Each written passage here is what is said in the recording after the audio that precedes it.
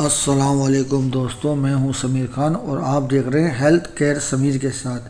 آج پھر ایک نئی ویڈیو میں آپ کے ساتھ۔ آج کی اس ویڈیو سے آپ کی ہیلتھ اور اچھی ہو جائے گی، تو چلیے شروع کرتے ہیں۔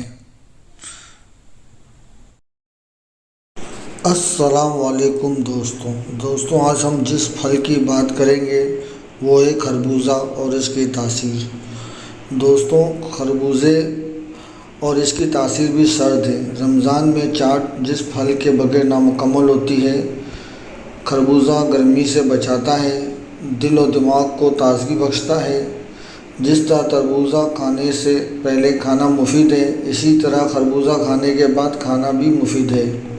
ماہرین کا کہنا ہے زیادہ فائدہ حاصل کرنے کے لیے خربوزے کو کاٹے بغیر برف میں رکھ دیں اور مناسب وقت کے بعد کاٹ کر کھائیں، اور کٹا ہوا خربوزہ برف میں رکھ کر کھانا مناسب نہیں۔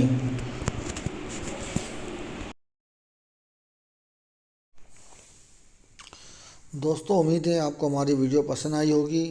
ایسی معلوماتی ویڈیو کے لیے ہمارے چینل کو لائک کریں، ہمارے چینل کو سبسکرائب کریں اور دوستوں کو شیئر کریں۔ ملتے ہیں اب نیکسٹ ویڈیو میں۔ اللہ حافظ۔